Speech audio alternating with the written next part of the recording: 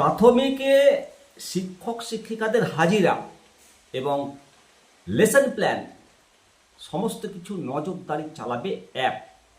পুজোর ছুটির পরপর চালু হয়ে যাবে সমস্ত কিছু, সব জেলায়, সব চক্রে, সব বিদ্যালয়ে। অভিযোগ ছিল, অভিযোগ আছে, আগামীতে আর অভিযোগ থাকবে না, এটা কি আমরা বলতে পারবো?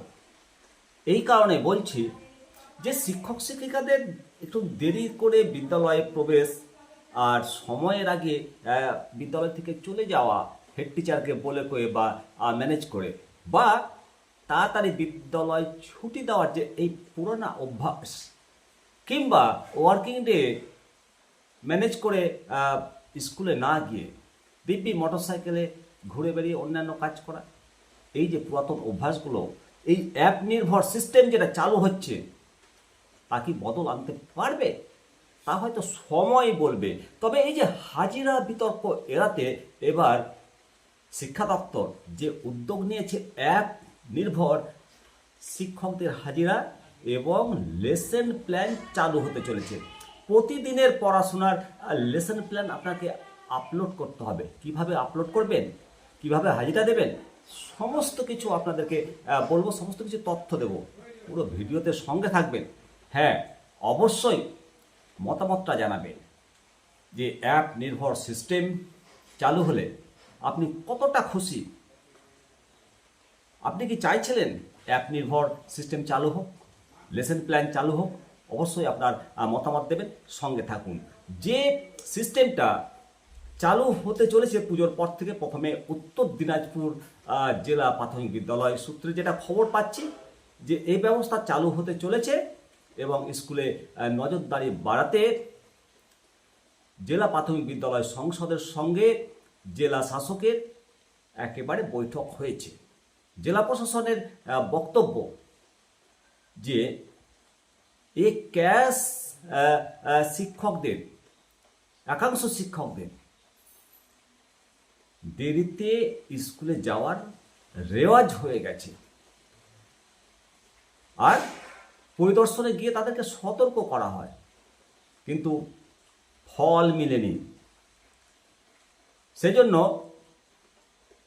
এই ব্যবস্থা স্কুলগুলোতে নজরদারি চালানোর জন্য প্রয়োজনীয় তথ্যসহ নিজের ছবি সকাল 11:15টার মধ্যে শিক্ষক শিক্ষিকাদের আপলোড করে জানাতে হবে স্কুলে পড়ুয়াদের উপস্থিতির সংখ্যা। জেলা প্রশাসনের এক আধিকারিক জানিয়েছেন যে ইউডিএমএস উত্তর Dinajpur attendance and monitoring system অ্যাপের মাধ্যমে শিক্ষকদের হাজিরা ও স্কুলে পড়াশোনার ওপর নজর রাখা হবে। ওই অ্যাপ কেবল স্কুলে এসেই খোলা যাবে, স্কুলের বাইরে বা বাড়িতে বসে তা খোলা যাবে না। অ্যাপ খুলে তাতে স্কুলের নাম লিখে লগ ইন করতে হবে। সেখানে শিক্ষকেরা প্রতিদিনের ছবি ও তথ্য আপলোড করবেন। স্কুলে বসে শিক্ষকদের মুখের ছবি অ্যাপে তুলে দিলে তা থেকে তাদের স্কুলে হাজিরার সময় অ্যাপে উঠে যাবে। এছাড়াও স্কুলের পঠন পাঠন সংক্রান্ত প্রতিদিনের তথ্য ওই অ্যাপে তুলতে হবে। গোটা বিষয়টি নজরদারি করবেন জেলা প্রশাসন ও শিক্ষা দপ্তরের কর্তারা। এই উদ্যোগকে স্বাগত জানিয়েছেন শিক্ষক সংগঠন। নিঃসন্দেহে এটা ভালো উদ্যোগ এবং এতে পড়াশোনার মান বাড়বে। অবশ্যই এই উদ্যোগ ভালো, এই উদ্যোগকে স্বাগত জানাচ্ছি। বেশিরভাগ ক্ষেত্রে দেখা গেছে যে শাসক ঘনিষ্ঠ শিক্ষক সংগঠনের মাস্টারমশাইরা সমস্ত কিছু নির্দেশিকাকে বুড়ো আঙুল দেখিয়ে তারা চলছে। তাই সরকারের উচিত নিজেদের সমর্থন বা সমর্থক যে সমস্ত শিক্ষক শিক্ষিকাগণ আছেন, তারা যদি ঠিকঠাক এই অভ্যাস গড়ে তোলেন বিদ্যালয়ে সঠিক টাইমে আসা এবং পঠন পাঠন সঙ্গে ছুটির ব্যাপারটা, তাহলে কিন্তু বাকিরা শুধরে যাবে। ওদের দেখা দেখি বাকিরা করে বলে এটা একটা ধারণা।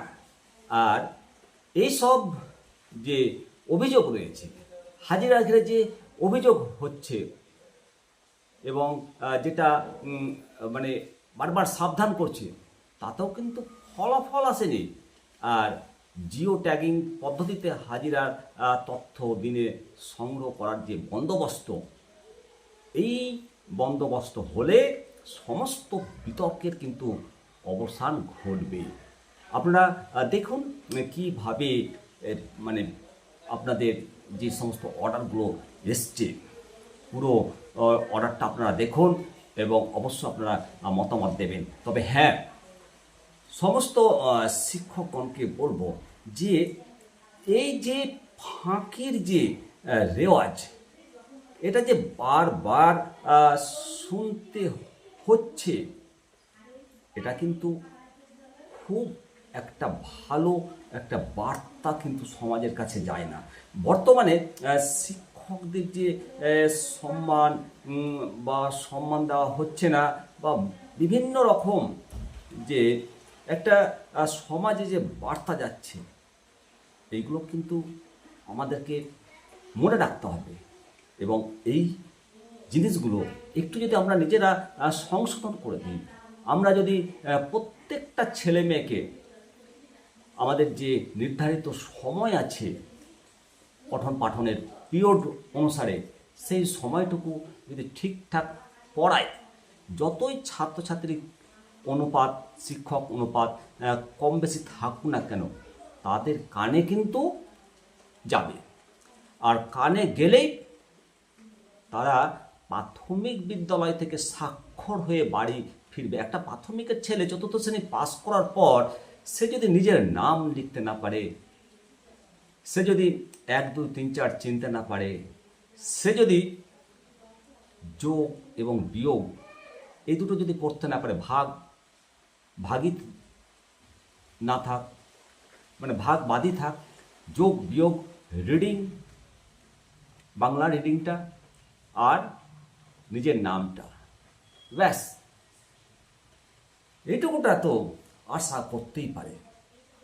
বেশিরভাগ শিক্ষক শিক্ষিকা আপনারা তো জানেন, গ্রাম বাংলায় প্রান্তিক পরিবারের ছেলেমেয়েরা আসে, মিড ডে মিলের লোভেও আসে।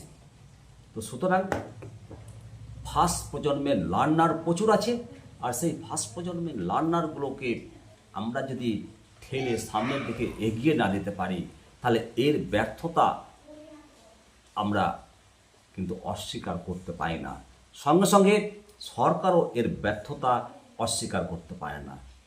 দায় সবার। তাই সমস্ত শিক্ষকগণকে অনুরোধ করব, সঠিক টাইমে নিজের কর্তব্যটুকু বিদ্যালয়ে গিয়ে পঠন পাঠনের সঙ্গে যুক্ত হওয়া। অবসর টাইমে আমরা অবসর কিছু ভাববো।